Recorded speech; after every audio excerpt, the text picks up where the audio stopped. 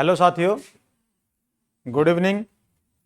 एक बार फिर आपके सामने एक नई क्लास के साथ में कुछ वोकैब लेकर आए हैं।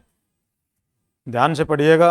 इस क्लास के 25 मिनट के बाद में आपकी समझ में आ जाना चाहिए, सारी चीज़ें आ ही जाएगी। चिंता मत करो, don't worry, be happy.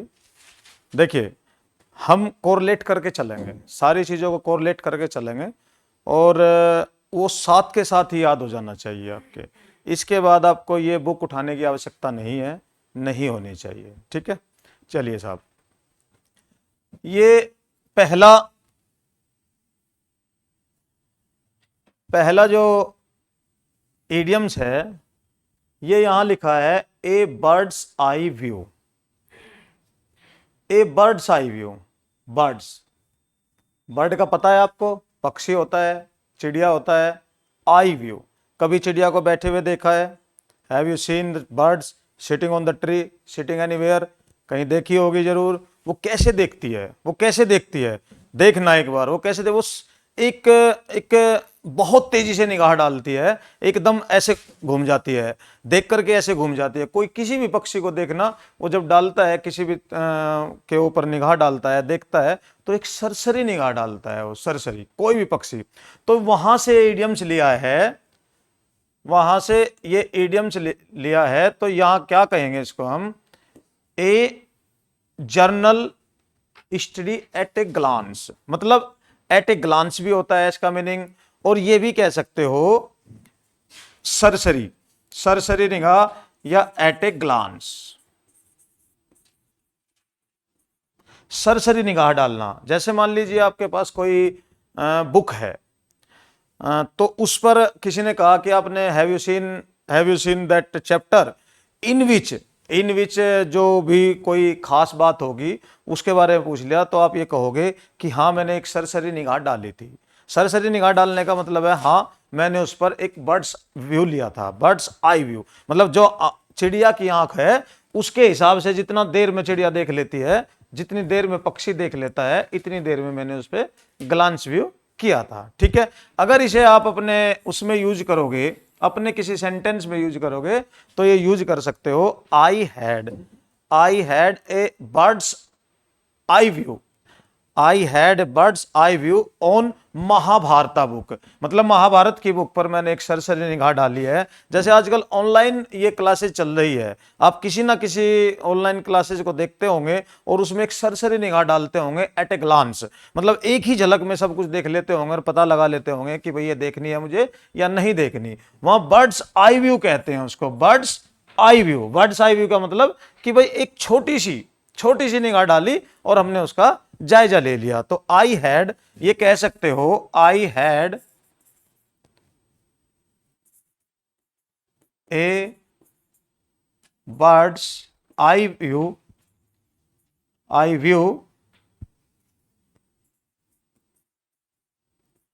On that girl. ये कह सकते हो कि मैंने उसे एक सरसरी निगाह से देखा था, केवल एक ही झलक देखा था उसको। I had a bird's eye view that girl, मतलब उस पर, उस लड़की को मैंने एक सरसरी निगाह से देखा था। कोई भी आपके सामने आया, आपसे पूछा गया कि भाई क्या देखा आपने उसे, क्योंकि ज्यादा कुछ नहीं देखा, एक बर्ड्स आई व्यू लिया था, एक बर्ड्स आई व्यू लिया था आपकी, एक हल्की सी निगाह मैंने उस पर डाली थी, तो वो बर्ड्स आई व्यू है। एट ए ग्लांस क्या कहोगे? A general study at a glance, मतलब एक छोटी सी झलक में आपने उसका जायजा ले लिया। ठीक है, नेक्स्ट चलिए साहब, ए ब्लैक शीप। अगर यहां से देखोगे आप, ब्लैक शीप, ये भी पशु पक्षियों में से लिया है और ये भी यहां पशु से लिया है, ब्लैक शीप।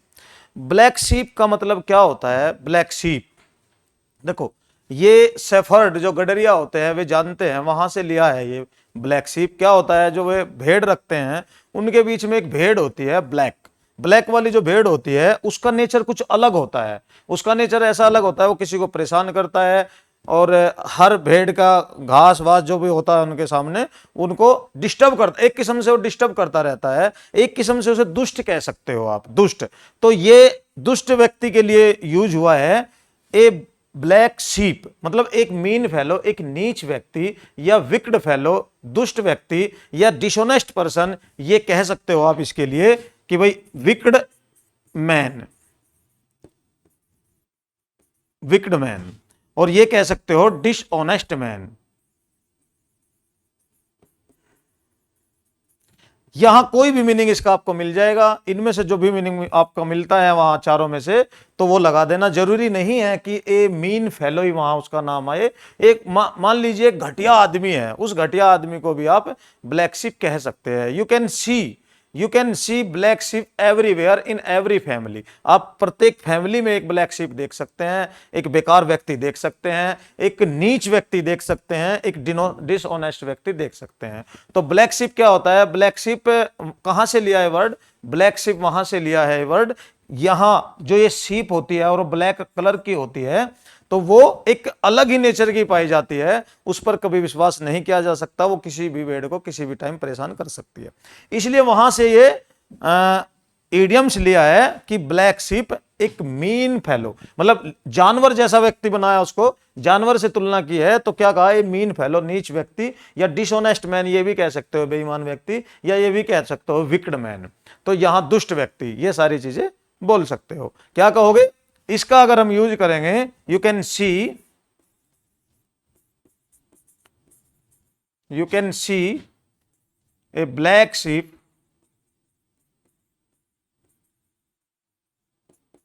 इन एवरी फैमिली। ब्लैक शिप समझ गए? ब्लैक शिप किसी को कह सकते हैं यार वो तो ब्लैक शिप है, डिसऑनेस्ट है, विकड है, या मीन फेलो है। समझ गए? ये क्या है? ये ब्लैक शिप है। नेक्स्ट चलिए साहब, समझ गए होंगे। नेक्स्ट चलिए, ये है bolt from the blue. Bolt from the blue, a sudden shock. Bolt from the, bolt का मतलब तो पैच होता है, लेकिन बोल्ट फ्रॉम द ब्लू का मतलब होता है एक सडन शॉक, अचानक एक दुखद घटना का, दुखद घटना आपको, उस दुखद घटना कोई न्यूज मिला, तो उसे आप ये कहोगे बोल्ट फ्रॉम द ब्लू। मतलब कोई भी चीज ऐसी जो आपको अच्छी ना लगे, जो आपको अंदर तक तोड़ दे, झकझोर दे, तो वो बोल्ट फ्रॉम द ब्लू है। Bolt from the blue, bolt from the मतलब एक ऐसा झटका, जोल्ट, एक जोल्ट भी कह सकते हो आप इसे, जोल्ट भी कह सकते हो, एक ऐसा झटका जिसको सहन करने के लिए आपको बहुत सारा सोचना पड़े। जैसे मान लीजिए हम कहते हैं कि भाई the news of her husband's death, the news of her husband's death is a bolt from the blue for her. मतलब उस औरत के लिए, उस महिला के लिए, उसके पति की अचानक मृत्यु का संदेश उसके लिए क्या है? वे बोल्ट फ्रॉम द ब्लू है।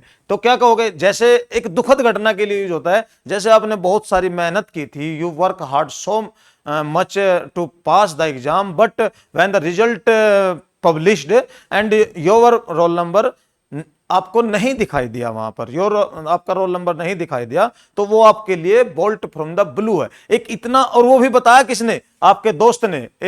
One of your friends called you and told you that your number is not in the list, कि तुम्हारा रोल नंबर इस लिस्ट में नहीं है। और वो जो न्यूज होगी आपके लिए, वो जो न्यूज होगी वो बोल्ट फ्रॉम द ब्लू है, कि the news of my failure is a bolt from the blue, is a bolt from the blue for me. समझ गए? उसके पास होने की, जो उसके फेल होने की जो न्यूज थी, उसके लिए बोल्ट फ्रॉम द ब्लू हो गई। समझ गए भाई? देख लीजिए, bolt from the blue, a sudden shock. इसे जोल्ट भी कह सकते हैं। जोल्ट का मतलब झटका, एक झटका, एक और भी ये कह सकते हो शॉक, एक झटका सा लगा, शॉक, एक सैड शॉक, सैड न्यूज, इसे सैड न्यूज भी कह सकते हैं। Sad news, sad news. एक ये भी कह सकते हैं जिसका वो ना हो, अंदेशा ना हो, ऐसी कोई चीज आपके सामने घटित हो जाए, तो उसे हम बोल्ट फ्रॉम द ब्लू कहेंगे। बोल्ट फ्रॉम द ब्लू, इनमें से कोई भी इसका मीनिंग मिलता है तो आप लगा दीजिएगा। नेक्स्ट, एक कोक एंड बुल स्टोरी। एक Coke and bull story. Coke and bull, Coke का मतलब मुर्गा होता है और बुल का मतलब होता है सांड, बैल। तो ये क्या है कि इन दोनों की कहानी, इन दोनों की कहानी का जहां जिक्र आता है, ए कोक एंड बुल स्टोरी, तो वो होती है एक मनगढ़ंत कहानी। वो एक किस्म से क्या होता है, फॉल्स स्टोरी होती है। फॉल्स स्टोरी क्या कहोगे उसे? False story.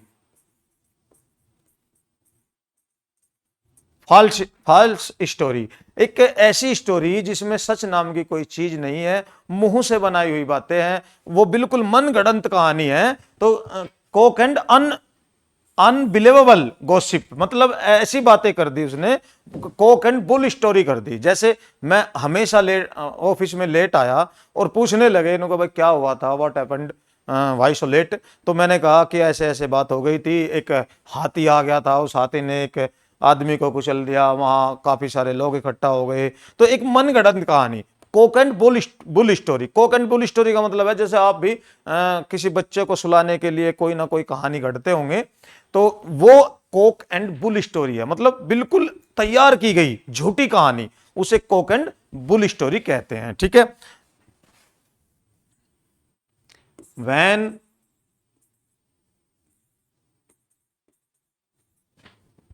I was late in my office, I told a cock and bull story. Cock and bull story to my boss. मतलब बॉस को मैंने कोक एंड बुल स्टोरी सुनाई, वो मनगढ़ंत कहानी थी। कोक एंड बुल स्टोरी का मतलब false story, ठीक है, बिल्कुल झूठी, जिसमें कोई सच्चाई नाम की चीज ही नहीं है, वो स्टोरी। ठीक है। यहां जब मैं आपके ऑप्शन दूंगा तो आपको लगा देनी चाहिए वहां, भाई ये कोक एंड बुल स्टोरी का मतलब होता है मुर्गे की और बैल की, या मुर्गे और सांड की कहानी क्या होती है? झूठी कहानी होती है, फॉल्स स्टोरी होती है। The story of cock and bull is a false story, right. चलिए साहब आगे चलिए। देखिए इनको पढ़िए, पता हो आपको इनके बारे में। देखिए ये है डार्क हॉर्स। देखो जानवरों पे बहुत इडियम्स बने हैं। जानवरों पे इडियम्स बनने का मतलब ये है, पहले उनकी नेचर देखी गई, फिर उन जानवरों का नाम आदमी को दिया गया। ठीक है। पहले उनकी नेचर अच्छी तरह से देख ली गई, फिर उनका नाम आदमियों को दे दिया गया कि कौन कैसा है। किसी को हम फॉक्स कह देते हैं, किसी को हम ये कह देते हैं। सुना होगा आपने कि भाई आज भी खुश हो जाते हैं अगर किसी को जानवर कहे तो गुस्से में आ जाता है, और अगर शेर कहे तो खुश हो जाता है। इतना ही डिफरेंस है आदमी के माइंड का, आदमी के किसी पर्सन के सोचने का, बस इतना ही डिफरेंस है कि जानवर कहे तो वो दुखी हो जाता है, और उसे शेर कहे तो वो खुश हो जाता है। समझे? ये देखिए डार्क हॉर्स। डार्क हॉर्स का क्या मतलब होता है? डार्क हॉर्स जो ज्यादा गहरा कलर होता है, डार्क हॉर्स। और डार्क हॉर्स से मतलब ये है कि मैंने देखा है, इनकी नेचर देखी है मैंने, बड़े शांत स्वभाव के रहते हैं। देखने से लगता नहीं कि इनके अंदर एक क्वालिटी पाई जा सकती है। डार्क हॉर्स, डार्क हॉर्स को अगर कहोगे आप आदमी के हिसाब से देखा जाए, पहले मैं डार्क हॉर्स के बारे में बता देता हूं उनका क्या क्वालिटीज होती है। डार्क हॉर्स की एक क्वालिटीज होती है, अगर वो बहुत सारे घोड़ों के बीच में है तो वो देखने से ऐसा लगेगा जैसे बहुत ही सिंपल है, बहुत, मतलब इसके अंदर ना तो भागने की कैपेसिटी है, ना ही इसके अंदर कुछ इस तरह की कैपेसिटी जो देखने से लगेगा कि भाई ये compete नहीं कर सकता, ये कंपटीशन में नहीं उतर सकता। लेकिन जब कंपटीशन होता है, जब प्रतियोगिता होती है, उसे भागने का मौका मिलता है तो सबसे आगे निकल जाता है। उसे डार्क हॉर्स कहते हैं। डार्क हॉर्स का मतलब होता है छुपा रुस्तम। छुपा रुस्तम। छुपा रुस्तम कैसे बोलोगे कि भाई पढ़ता हुआ तो आप हमने कभी देखा नहीं, आई नेवर सा यू रीडिंग, और आपने मेरिट में नंबर ले लिया, मेरिट में स्थान प्राप्त कर लिया, तो उसे क्या कहोगे? Dark horse. Rohit is a dark horse to pass the exam, when he passed the exam so we came to know that he is a dark horse. मतलब वो एक डार्क हॉर्स निकला। क्या निकला? वो एक छुपा रुस्तम निकला, एक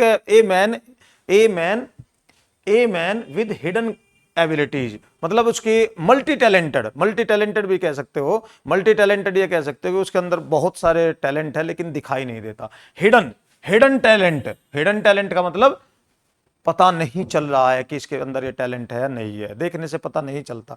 कुछ लोग आपकी क्लास में आपके साथ रहने वाले सीधे साधे से दिखते हैं, ऐसा लगता है कि ये तो पढ़ते ही नहीं होंगे, लेकिन जब कंपटीशन प्रतियोगिता में जाते हैं तो उनका नंबर सबसे पहले आ जाता है। तो आप उन्हें डार्क हॉर्स बोल सकते हो, डार्क हॉर्स, छुपा रुस्तम, जिसका पता ना चल पाए, छुपा रुस्तम। जैसे मान लीजिए आपके बीच में ही कोई ना कोई सब बताते हैं अपनी स्टोरी, क्या बताते हैं कि भाई आई have many girlfriends, I have one girlfriend, सब बता देते हैं, आई हैव बॉयफ्रेंड सब, लेकिन कोई व्यक्ति किसी से अपनी शेयर नहीं करता। बात जब कभी पता चलता है तो कहते हैं वाह तू तो यार डार्क हॉर्स निकला। डार्क हॉर्स से मतलब है छुपा रुस्तम, जो इजीली उसे हम पहचान नहीं पाते। जब रिजल्ट आता है प्रतियोगिता का या कोई चीज होती है तभी हम उसे पहचान पाते हैं, तो उसे डार्क हॉर्स कहते हैं। हिडन टैलेंट, टैलेंट भी कह सकते हैं, टैलेंट के उसमें भी आ सकता है हिडन टैलेंट, जिसका छिपा हुआ है, सामने नहीं आता, वो डार्क हॉर्स होता है। ठीक है। A fair weather friend, a fair weather friend से मतलब है मौसमी दोस्त। मौसमी दोस्त से मतलब क्या है, जैसा मौसम आया वैसा दोस्त बन गया, मतलब आपका अच्छा टाइम है तो अच्छा दोस्त हो गया, आपके टाइम बुरा आया तो वो छोड़कर चला गया, तो उसे हम क्या कहेंगे, फॉल्स फ्रेंड भी कह सकते हैं। फॉल्स फ्रेंड, फॉल्स फ्रेंड, मौसमी दोस्त मतलब मौसम की तरह बदल जाना, मौसम की, तो मौसम बदला तो वो भी बदल गया। एक मौसम, वहां मौसम से लिया है, ये क्या लिया है, ईडियम से, मौसम की तरह बदल गया। मौसम जैसे बदलता है, 3 महीने में ऋतु बदलती है, तो मौसम बदल गया, मतलब आपका अच्छा टाइम है, if you have a good time then this friend is with you, और अगर आपके पास बैड टाइम है तब ये फ्रेंड आपको कहीं से कहीं तक दिखाई नहीं देगा। क्या है, ए कंपेनियन ऑफ गुड टाइम्स, मतलब अच्छा, अच्छे समय का साथी, क्या कहोगे, सुख का साथी। सुख का साथी जो होगा वो फेयर वेदर फ्रेंड होगा। वैसे आजकल सभी सुख के साथी होते हैं, हम इस मामले में अलग हैं, हमारे पास अच्छे अच्छे दोस्त हैं जो सुख में भले ही काम ना आए, दुख में हमारे साथ खड़े रहते हैं। ठीक है, ऐसा आपके साथ भी होना चाहिए, आपके पास भी होना चाहिए ऐसा। A fair weather friend, a fair weather friend से मतलब है मौसमी दोस्त, झूठा दोस्त, बेकार दोस्त, जो किसी काम का नहीं होता, वो जो आपसे लेना चाहता है कुछ ना कुछ, वो दोस्त, वो फेयर वेदर फ्रेंड होता है। फेयर वेदर फ्रेंड का मतलब a companion of good times, अच्छे समय का साथी। ठीक है, देखिए क्या कहोगे, I have many friends but one of them named Rohit is my fair weather friend. Fair weather friend, देखो क्या कहा इसने, I have many friends but one of them named Rohit is my fair weather friend. कैसे पता लगाया होगा इसने, कोई मुसीबत आई होगी और मुसीबत में इसने साथ नहीं दिया होगा, कोई एक्सक्यूजेज दे दिया होगा, कोक एंड बुल स्टोरी सुना दी होगी इसको कि भाई इतना समस्या आ गई है मेरे सामने, तो बहुत सारी समस्या आ गई है, I can't help you, I can't help you. तो जब कोई समस्या आपके सामने आती है, कोई दुख आपके सामने आता है, तो सबसे पहले आप ऐसे दुख जो आप अपने परिवार से शेयर नहीं कर सकते, अपने माता पिता से शेयर नहीं कर सकते, भाई से शेयर नहीं कर सकते, वो जो होता है दोस्त के साथ शेयर हो जाता है, और वो दोस्त उस टाइम आपको कोक एंड बुल स्टोरी सुनाता है, और वो बन जाता है एक फेयर वेदर फ्रेंड। एक लेम एक्सक्यूजेज करता है, बहाने बनाता है, प्रिटेंड करता है कि मेरे साथ भी ऐसा ही है, मेरे साथ भी ऐसा ही है, पूछ लेता है आपसे स्टोरी आपकी रो रो कर, और फिर उसके बाद में कह देता है कि मेरे बस की बात नहीं है, तो उसे क्या कहेंगे, फेयर वेदर फ्रेंड। अगर आपके भी जीवन में कोई फेयर वेदर फ्रेंड है तो उसका नाम कमेंट में लिख दीजिएगा। जो रोहित नाम के लड़के हैं वो ये मत सोचिएगा कि वही फेयर वेदर फ्रेंड होते हैं, ऐसा नहीं है। ये नाम कोई भी रख सकते हो आप अपने हिसाब से, जो भी आपको नाम लगता है कि भाई ये फेयर वेदर फ्रेंड है, तो वहां उसका नाम रख सकते हैं। ठीक है, मुसीबत में पता चलता है a friend is a friend in need is a friend in deed, a friend in need is a friend in deed. क्या मतलब है, सच्चा दोस्त वही होता है जो वास्तव में आवश्यकता पड़ने पर काम आता है, नहीं तो नहीं होता है। फिर सभी फेयर वेदर फ्रेंड होते हैं। समझ गए? Fair weather friend, dark horse, bolt from the blue and bird's eye view and कौन से बताए थे? हाँ, ब्लैक शीप। ये हम बता चुके हैं। आशा है कि आपको ये समझ में आ गया होगा। ठीक है, चलिए आगे चलते हैं। चलिए साहब, यहां देखिए क्या है ये, ए हॉर्स लाफ। कभी हॉर्स को हंसते हुए देखा है? नहीं देखा ना। ये जिसको, जिसका हंसने का अंदाज ही अलग हो, जिसको हंसता हुआ, जैसे मान लीजिए जैसे रावण हंसता था और एक भद्दी सी हंसी लगती थी, उसे कहेंगे ए हॉर्स लाफ, ए कोर्स, ए अनमीनिंग लाफ, मतलब बेकार सी हंसी। ऐसी हंसी जिसको आपको देखने को बिल्कुल मन नहीं करता, ये कहोगे कि ए हॉर्स लाफ। कि जब भी वो हंसता है बिल्कुल ऐसा लगता है जैसे गधा हंस रहा हो, जैसे घोड़ा हंस रहा हो। घोड़ा हंसने का मतलब ये है कि वो बिल्कुल भद्दी सी हंसती, भद्दी सी हंसी हंसता है, अच्छा बिल्कुल नहीं लगता। He is not a good man, he laughs as a horse laugh, he laughs as a horse laugh. क्या कहेंगे? He has not good manners,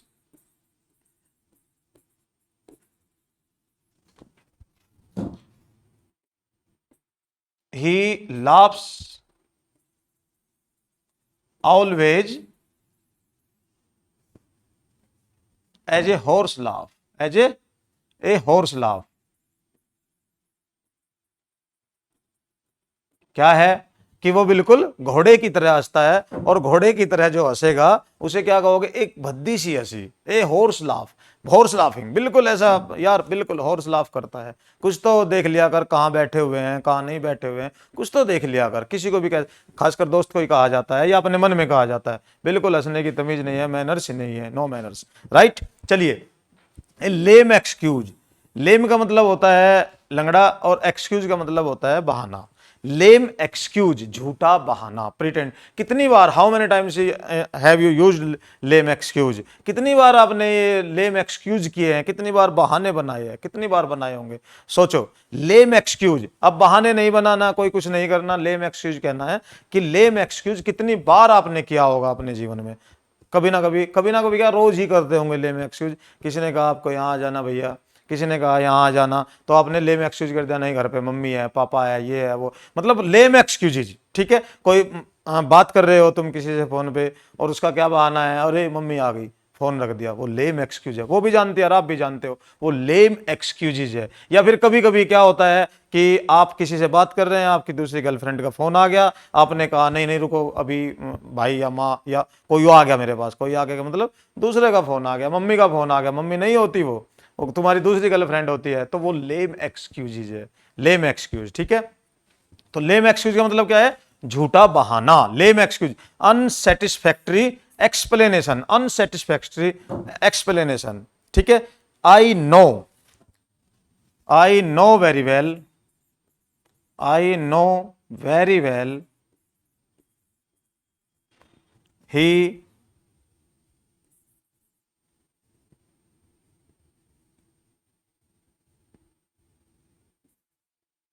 uses lame excuse, lame excuse many times. I know very well, मैं जानता हूं अच्छी तरह, वो बार बार बहाने बनाता है, बार बार बहाने बनाता है, किसी ना किसी रूप में वो बहाने बनाता। लेम एक्सक्यूज, झूठा बहाना। This is not lame excuse, this is correct. मतलब ये लेम एक्सक्यूज नहीं हो सकता, ये बिल्कुल सच बोल रहा हूं। I am telling you truth, I am telling you truth, I went there, मैं वहां गया था, I went there to meet him, I went there to meet her, मैं उससे मिलने गया था। This is not lame excuse, ये लेम एक्सक्यूज नहीं है, ये बिल्कुल सच बात है, मैं बोल रहा हूं, लेम एक्सक्यूज नहीं है। Don't make a lame excuse, don't make a lame excuse, मतलब झूठे बहाने मत बनाया करो। पक गया हूं मैं, I fed of, I fed up, fed up का मतलब मैं पक गया हूं ये लेम एक्सक्यूज सुनते सुनते। ठीक है, चलिए साहब आगे चलिए।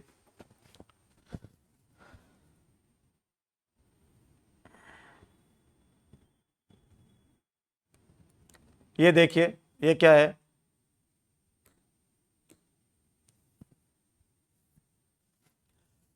ए लाफिंग स्टॉक। लाफिंग स्टॉक समझते हो? लाफिंग स्टॉक जो एक ऐसा स्टॉक जहां से भी उसमें से खोदोगे वहीं से हंसी निकलेगी, वो लाफिंग स्टॉक है। एक बड़ा ढेर लाफिंग का, देखते ही हंसी आ जाए, देखते ही हंसी, जैसे कोई मोटा पतला, जैसे जिसे देख करके तुम्हें हंसी आ जाए, और बोलने का चाल, बोलने का ढंग भी उसका ऐसा हो कि देखते ही हंसी आ जाए, उसे कहेंगे a laughing stock. He is a laughing stock, मतलब बहुत ही, वो तो हंसने का एक ढेर है भाई, उसके साथ तो ऐसे बिना रह ही नहीं सकते। We can't live without laughing, he is a laughing stock. We can't live without laughing with him. We can't live without laughing with him. We can't live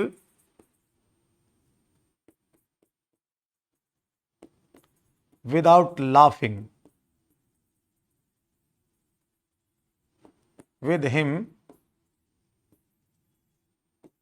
Really he is a laughing stock. Laughing stock.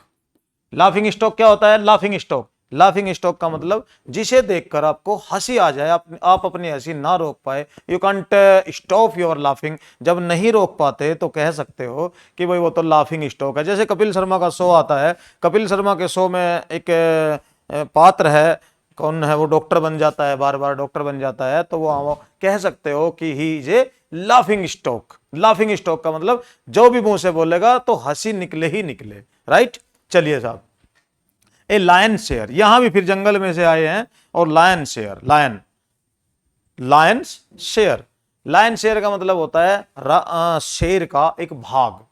जैसे मान लीजिए कोई शिकार हुआ, शिकार हो जाने के बाद में शिकार राजा के सामने, शेर के सामने लाया गया, तो वहां प्रजा ने जो किया, उसका शेर अलग से निकाल दिया, अलग से बड़ा शेर, बड़ा भाग, बड़ा भाग। यानी कि अगर किसी ने 1 kg या ½ kg या 1/4 kg लिया है, तो इसके लिए 2 kg निकाल दिया गया। लायन शेयर मतलब एक बड़ा भाग, very big part, very big part, big part, यानी वेरी बिग शेयर मतलब बहुत बड़ा शेयर। लायन शेयर का मतलब है राजा है तो बड़ा शेयर लेगा ही, राजा है तो बड़ा शेयर लेगा ही। तो वहां से निकला है जंगल से, जंगल से निकल के लायन शेयर का मतलब इडियम से बनता है एक बड़ा भाग। बड़ा भाग के मतलब जैसे ये कहेंगे ग्रेटेस्ट शेयर, कि I want a lion share in my father's property. भाई मैं तो अपने फादर की प्रॉपर्टी पे एक बड़ा भाग चाहता हूं। मान लीजिए 100 एकड़ जमीन है, तो मुझे अकेले को ही 80 एकड़ चाहिए, तो वो लायन शेयर हो गया। लायन शेयर का मतलब बड़ा शेयर, लायन शेयर, समझ गए? शेर का भाग, शेर का भाग, लायन शेयर। क्या कहोगे इसमें? He wants, he is A black ship. देखो दो चीज यूज करते हैं हम। ब्लैक शिप क्या कहा था? दुष्ट व्यक्ति। Every family has a black sheep, या you can see black sheep in every family. तो यहां क्या कहोगे? A black sheep, black sheep always wants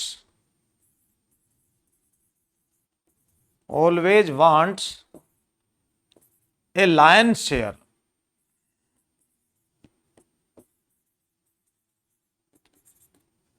in his father's property, in his father's property।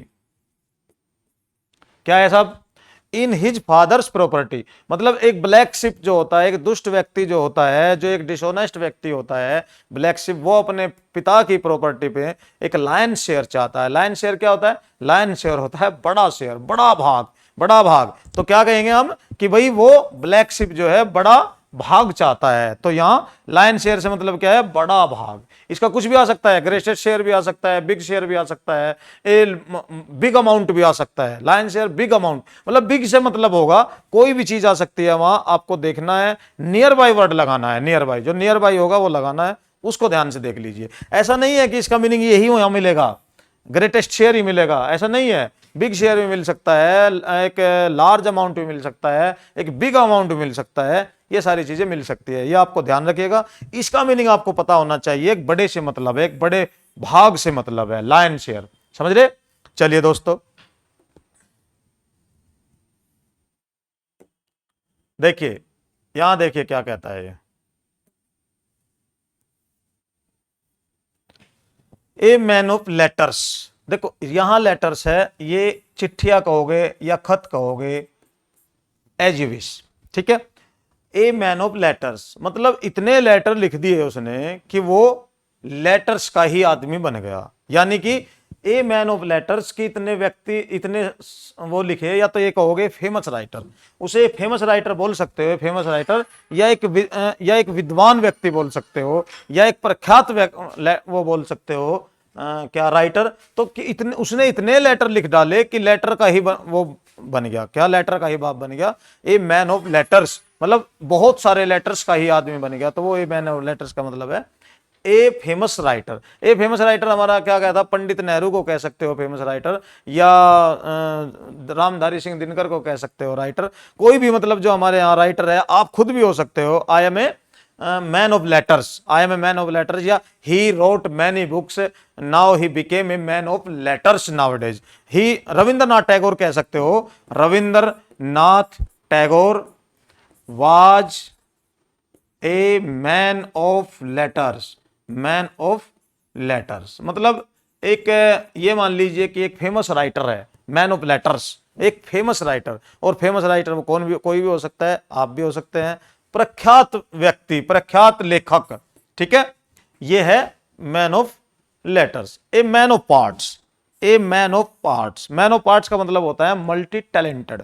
Multi talented मतलब a man who has many talent, जो एक व्यक्ति होता है उसके पास बहुत सारे टैलेंट होते हैं, उसे ए मैन ऑफ पार्ट्स कहते हैं, बहुत सारे भाग का आदमी। मतलब इधर से भी आता है, उससे उधर से भी आता है। Have you heard Pablo Picasso, Pablo Picasso को आप जानते होंगे, नहीं जानते, मैं बताता हूं। पाब्लो पिकासो स्पेन में पैदा हुआ, पाब्लो पिकासो नाम का एक व्यक्ति था और उसके पिता चित्रकार थे। 1881 में उसका जन्म हुआ था स्पेन में। और बचपन से ही उसके पिता, हालांकि उसके पिता वो थे चित्रकार, और बचपन से ही कहते हैं कुछ व्यक्तियों में जन्मजात गुण पाए जाते हैं। उसे क्या होना होता है उसमें जन्मजात गुण पाए जाते हैं, ऐसा होता है। प्रकृति उसे ऐसा ही बनाकर भेजती है जिसे क्या बनना है, किसी को शोषित होना है, किसी को शासन करना है, किसी को कुछ भी करना है, वो प्रकृति बनाकर भेजती है। कुछ लोग उसमें निखर जाते हैं, कुछ बिखर जाते हैं, ऐसा माना जाता है। देखिए वो पाब्लो पिकासो 14-15 साल का रहा होगा, उसी टाइम वो इस तरह की कुछ पेंटिंग बनाता था, इस तरह की कुछ चित्रकारी करता था कि लोग अचरज में पड़ जाते थे, अचंभे में पड़ जाते थे। बड़ा होतेगा उसकी चित्रकारी फेमस होती गई। और चित्रकारी में ही नहीं, ए मैन ऑफ पार्ट्स था वो संगीत में भी वर्ल्ड फेमस था, वो चित्रकारी में भी वर्ल्ड फेमस था, वो राइटिंग में भी वर्ल्ड फेमस था। मतलब ऐसे व्यक्ति मुश्किल से सदियों में पैदा होते हैं। और उसके अंदर एक और गुण था, अगर उसके पास कोई लड़की, कोई महिला चली गई तो वो उससे लव किए बिना रह नहीं सकती थी। उसके अंदर एक ऐसा जादू था, ऐसा मैजिक था उसके अंदर, उसकी चित्रकारी में ऐसा मैजिक था कि उसे लव करना ही पड़ता था, चाहे कुछ भी हो जाए, वॉट एवर में भी, वॉट एवर इट इज। ऐसी ऐसी कंडीशन भी उसके सामने आई, जिन जिन महिलाओं ने उससे प्यार किया और वो चीजें उसे नहीं मिल पाई तो उन्होंने आत्महत्या कर ली, आत्महत्या तक कर ली उस पाब्लो पिकासो के। तो वो मैन ऑफ पार्ट्स है, man of parts, a man of parts, ठीक है। उसे कह सकते हो पाब्लो पिकासो। देखो पिकासो,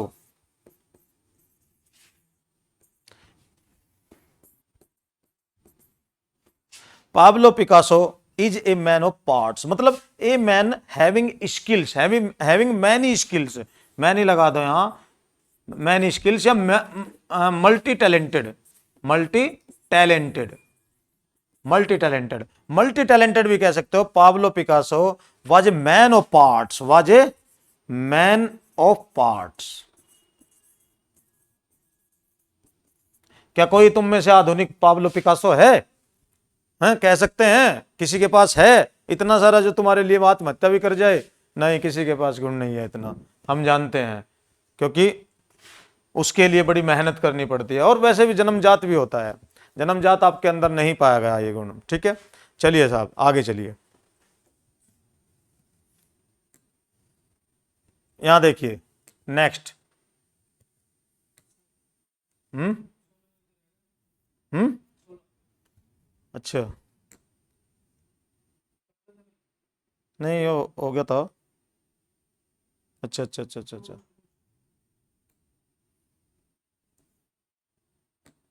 देखिए,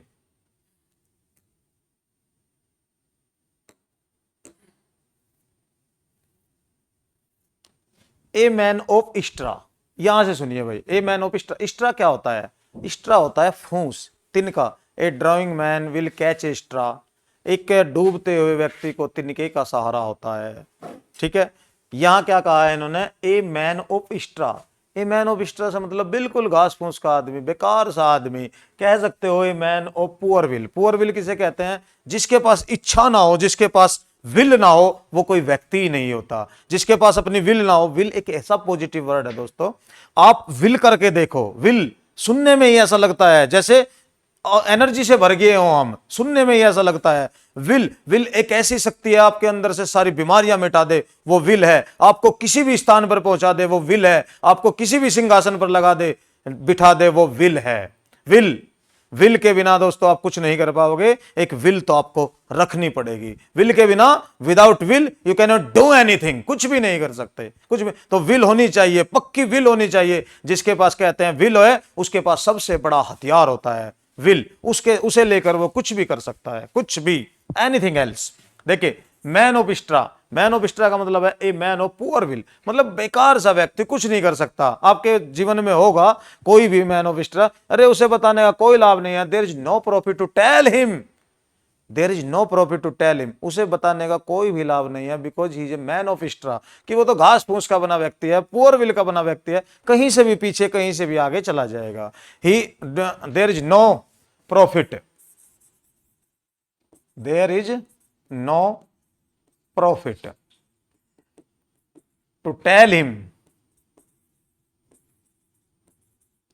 to tell him about you, because he is a man of फूस, मैन ऑफ फूस ही कह लीजिए, और क्या कहोगे? Man of straw. इस्ट्रा का मतलब होता है तिनका। ठीक है, वैसे तिनका बहुत बड़ी चीज होती है, कभी कभी डूबते को तिनके का सहारा हो जाता है और वो चल पड़ता है। चलिए साहब, ए पेटीकोट गवर्नमेंट, पेटीकोट गवर्नमेंट, जैसे कि इससे ही पता चल रहा है आपको, पेटीकोट गवर्नमेंट, पेटीकोट गवर्नमेंट से क्या मतलब है? पेटीकोट आप लोग तो नहीं पहनते, पेटीकोट महिलाओं का वस्त्र होता है। तो यहां क्या कहोगे? पेटीकोट गवर्नमेंट से मतलब है एक गवर्नमेंट ऑफ वोमेन, मतलब जहां गवर्नमेंट वुमेन की होती है, वहां ये बोल सकते हो this is a petticoat government. किसी भी देश में यदि ज्यादा महिलाएं शासन में आ जाती है तो वहां आप पेटीकोट गवर्नमेंट बोल सकते हो। ठीक है, in our India there is no petticoat government, सदियों से हमारे यहाँ पेटीकोट गवर्नमेंट नहीं है। समझ गए? जब पेटीकोट गवर्नमेंट कब होगी? जब महिलाओं का शासन होगा। तो क्या कहोगे कि भाई there is in our India there is no petticoat government, petticoat government नहीं है, महिलाओं का शासन नहीं है। समझ गए? Petticoat government. ठीक है, चलिए साहब, इसको देखिएगा, लास्ट, ध्यान से देखिएगा दोस्तों, लास्ट है a red letter day. A red letter day का मतलब होता है महत्वपूर्ण दिन। आपके जीवन का महत्वपूर्ण दिन कौन सा है? आपके जीवन का महत्वपूर्ण दिन कौन सा है? आपका तो रेड लेटर डे वही होगा ना, जिस दिन आप एग्जाम पास कर जाओगे, या किसी दिन किसी ने आपको एक्सेप्ट कर लिया आपकी फ्रेंडशिप, वो रेड लेटर डे हो जाएगा। कौन सा रेड लेटर डे होगा? यही होगा ना। अगर आप वास्तव में पढ़ते हैं तो आपके लिए रेड लेटर डे वो होगा जब आप एग्जाम क्रैक करोगे, और अगर आप वही करते हो तो आपके लिए वो होगा रेड लेटर डे जिस दिन आपका प्रपोजल एक्सेप्टेड हो जाएगा। जब तक रिजेक्टेड होता रहेगा तो रेड लेटर डे नहीं होगा, रेड लेटर नहीं होगा, वो तो बैड लेटर डे होगा। ठीक है, रेड लेटर डे क्या होता है? रेड लेटर डे से मतलब है इंपॉर्टेंट डे, वही इंपॉर्टेंट दिन होगा जिस दिन आप सक्सेस होंगे। ठीक है, a red letter day will be for you when you passed in your exam, जब तुम एग्जाम में पास हो जाओगे उस दिन तुम्हारे लिए रेड लेटर डे हो जाएगा। Red letter day. एक होता है गाला डे, गाला डे का मतलब होता है खुशी का दिन, गाला डे, गाला डे, गाला डे होता है खुशी का दिन। तो ये रेड लेटर डे उसी दिन गाला डे बनेगा जिस दिन तुम अपने मिशन में सक्सेस हो जाओगे। सक्सेस कब मिलती है जानते हो? जानते हो सक्सेस कब मिलती है दोस्तों? सक्सेस उस टाइम मिलेगी, किस टाइम? जिस टाइम तुम्हें जिस टाइम तुम्हें रात दिन उसी के सपने आए। कोई भी हो, कोई भी XYZ हो, चाहे तुमने नेगेटिव वर्क अपने हाथ में लिया हो, चाहे पॉजिटिव वर्क अपने हाथ में लिया हो, जब आपको सपने आने लगे, रात में भी तुम्हें लगने लगे कि वही चीज देख रहे हैं हम, वही चीज कर रहे हैं हम, सोते हुए भी वही चीज कर रहे हैं, मान लेना कि तुम उस चीज के नजदीक हो, उस चीज के आसपास घूम रहे हो, और वो कभी कभी भी तुम्हें अचीव हो सकती है, कभी भी तुम उसे प्राप्त कर लोगे। जब तक तुम्हें उसके सपने नहीं आते, सोच लेना आप 100% डिवोटेड नहीं हो, 100% डिवोशन नहीं है आपका। और जब सपने आने लग जाए तो मान लेना कि I am devoted to my aim, मैं पूरी तरह से अपने एम के प्रति प्रतिबद्ध हूं, तो मुझे ये लक्ष्य प्राप्त होगा। चाहे कोई भी हो, XYZ, कोई भी लक्ष्य आपका हो, चाहे जवानी का लक्ष्य हो, चाहे कमाई का लक्ष्य हो, कोई भी लक्ष्य हो, आपका वो लक्ष्य पूरा हो जाएगा। लेकिन आप विद ऑनेस्टी, ईमानदारी से उस पर मेहनत करिए, ईमानदारी से सोचिए। जब ईमानदारी से सोचेंगे तो ये लक्ष्य आपको जरूर मिलेगा। आई विश, ये मेरा विश है आपके साथ में कि आपको जरूर मिलेगा। मुझे मिला है, मुझे तो बहुत सारे विश मिले हैं, सच। चलिए, a snake in the grass, snake in the grass, snake in the grass का मतलब है घास में छिपा हुआ सांप, और घास में छिपे हुए सांप से मतलब है आस्तीन का सांप। आस्तीन का सांप क्यों कहा है इसे? आस्तीन का सांप इसलिए कहा है, हमारी आस्तीन में सांप है, और जैसे हम यहाँ सेड़ा खानी करते हैं अपनी आस्तीन को, तो यही काट लेगा। और आस्तीन के सांप कौन होते हैं? आस्तीन के सांप अपने ही होते हैं। अपनी ही आस्तीन में है तो अपने ही है ना। तो आस्तीन के सांप क्या कहोगे? A snake in the grass, वो एक सांप जो हमें दिखाई नहीं दे रहा है, और हमारा पैर उस पर पड़ा नहीं, और हमको उसने डसा नहीं। समझ गए? हमको उसने डसा नहीं, हमारा पैर उस पर पड़ा नहीं, हमको उसने डसा नहीं। तो वो आस्तीन का सांप होता है, उसे कहते हैं हम हिडन एनिमी, छिपा हुआ शत्रु। कई बार तुम्हारे ही बीच में घूमता रहता है, तुम्हें पहचानना चाहिए, वो छिपा हुआ शत्रु है। कई बार तुम्हारी ही गर्लफ्रेंड को भगा ले जाएगा, वो स्नेक इन द ग्रास है, वो हिडन एनिमी है। तो वो उससे बच के रहने का क्या है? Snake in the grass, snake in the grass कह सकते हो यार, he is snake in the grass, he is just like snake in the grass. वो तो बिल्कुल सांप की तरह है, छिपा एनिमी। यार सामने तो आता, अगर ऐसा करना था तो सामने से आता, पीछे पीछे से खेल खेल रहा है। ऐसे लोग होते हैं, पीछे पीछे से गेम खेलते हैं। ठीक है, तो क्या है? एक हिडन एनिमी। हिडन एनिमी कौन है तुम्हारे जीवन में? बता देना कौन आस्तीन का सांप है तुम्हारे जीवन में। ठीक है, चलिए साहब, आज की क्लास हमारी यही है। इस क्लास को शेयर करिएगा, लाइक करिएगा, और सब्सक्राइब करिएगा। एक बार फिर से इन्हें शुरू से देख लीजिएगा, कौन कौन सी चीज है, कौन कौन सी चीज हमने बताई है। ए बर्ड्स व्यू, थोड़ा सा ग्लांस, अब सरसरी निगाह, ये बर्ड्स व्यू है जो हम कर रहे हैं, बर्ड्स व्यू है। छोटी हल्की हल्की सी डाल लीजिए। ये ब्लैक शिप, दुष्ट व्यक्ति, बोल्ट फ्रॉम द ब्लू, अचानक आया हुआ संकट, अचानक झटका लगने वाली चीजें, एक Coke and bull story. Coke and bull story का मतलब होता है मन गढ़ंत कहानी, बहुत सुनाते हो तुम लोगों को। डार्क हॉर्स, डार्क हॉर्स वो होता है छुपा रुस्तम, जिसका पता नहीं चलता वो क्या कर जाए, जो कर जाए, जो हार कर भी बाजी जीत जाए, उसे बाजीगर नहीं, आज से डार्क हॉर्स कहा जाए। ठीक है, चलिए। Fair weather friend, fair weather friend, जब आपके पास मनी है, when you have money, many friends are close to you. और जब आपके पास मनी नहीं होगी तो वे 6 and 7 हो जाएंगे। 6 and 7 बता था मैंने, तितर बितर हो जाएंगे। राइट, आगे चलिए। आगे इन्होंने कहा है डार्क हॉर्स, बता दिया मैंने आपको। फेयर वेदर फ्रेंड बता दिया है। चलिए आगे, एक चीज रह गई, चलो उसे बाद में बता देंगे। हॉर्स लाफ बता दिया है, लेम एक्सक्यूज बता दिया है, लेम एक्सक्यूज झूठा बहाना, हॉर्स लाफ भद्दी हंसी, और लाफिंग स्टॉक, लाफिंग स्टॉक जानते हो ना, लाफिंग स्टॉक जिसे देखकर हंसी आ जाए। ऐसे आदमियों के साथ भी रह लेना चाहिए दोस्तों, अच्छा रहता है, मन तरोताजा रहता है, खुश होता है मन कि भाई कम से कम। आजकल दुख देने वाले बहुत हैं, हंसाने वाले बहुत कम होते हैं। ऐसे व्यक्ति के साथ में आपको रहना चाहिए, लाफिंग स्टॉक। राइट, चलिए साहब आगे। इन्होंने कहा है लायन शेयर, बहुत बड़ा भाग आपको चाहिए कि नहीं चाहिए। Black ship, man of letters है, ए मैन ऑफ पार्ट्स है। मैन ऑफ पार्ट्स बताया मैंने, पाब्लो पिकासो जैसा व्यक्ति होना चाहिए, जिसमें इतना आकर्षण हो, जिसके ओर सब कुछ खिंचा चला जाए। ए मैन ऑफ लेटर्स, विद्वान व्यक्ति, लर्नड मैन, कह सकते हो फेमस राइटर, ये कह सकते हो रेड लेटर डे, महत्वपूर्ण दिन। जिस दिन आपका कोई महत्वपूर्ण दिन होगा मुझे बताइएगा जरूर दोस्तों। Red letter day, snake in the grass, snake in the grass तो समझते होंगे, कौन सा, जो छिपा हुआ एनिमी होता है, छिपा हुआ शत्रु होता है। मैन ऑफ स्ट्रा, बिल्कुल कायर सा व्यक्ति मान लीजिए, कोवर्ड व्यक्ति मान लीजिए, या ए मैन ऑफ पुअर विल मान लीजिए।